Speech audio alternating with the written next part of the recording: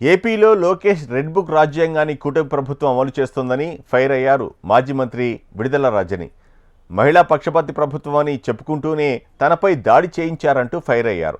తిరుమల లడ్డూలో జంతువుల కొవ్వు కలవలేదని తేలిపోయిందని, దాని నుంచి బయటకు రాలేక కూటమి నేతలు ఉక్కిరిబిక్కిరవుతున్నారని ఆమె విమర్శించారు. చేసిన తప్పునకు క్షమాపణ చెప్పాలని పోయి ఫ్లెక్సీలు ఏర్పాటు చేసి శ్రీవారి ప్రతిష్టను దిగజార్చే ప్రయత్నం చేస్తున్నారని మండిపడ్డారు విడుదల రజని.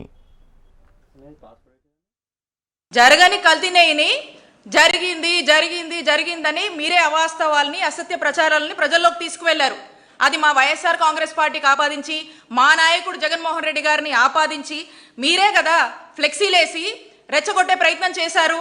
క్లియర్గా సిట్ చెప్పింది, ఛార్జ్ షీట్లో ఎన్డీడీబీ చెప్పింది, there is no animal fat added అని చెప్పింది, ఇట్ ఈస్ నాట్ డిటెక్టెడ్ అని చెప్పింది.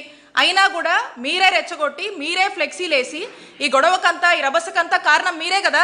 మేము ఈ కూటమి ప్రభుత్వాన్ని నిలదీస్తున్నాం కాబట్టి ఎంబటే ప్రతిపక్ష నాయకులు ఇళ్లపై దాడులు చేయాలి, అవసరమైతే పెట్రోల్ బాంబులు వేయాలి, ఇళ్లలో ఉన్న మహిళల్ని టార్గెట్ చేయాలి, కేసులు పెట్టాలి.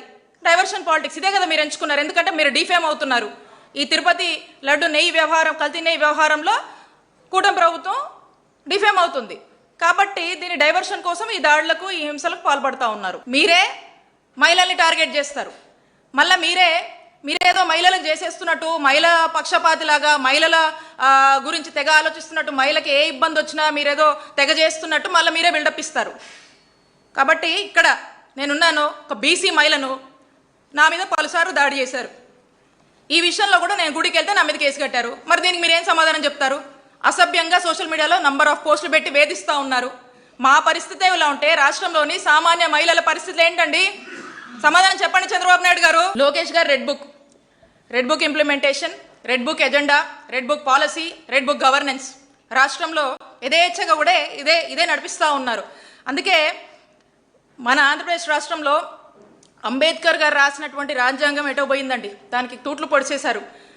ఈ ఐపీసీ అంటే ఏమైంది తెలుసా? మన రాష్ట్రంలో ఐపీసీ అంటే ఈ ఐపీసీని ఏదైతే ఉందో దాన్ని లోకేష్ పెనల్ కోడ్గా మార్చారు. ఈ బిఎన్ఎస్ని బాబు న్యాయ సంహితగా మార్చారు ఆంధ్రప్రదేశ్ రాష్ట్రంలో.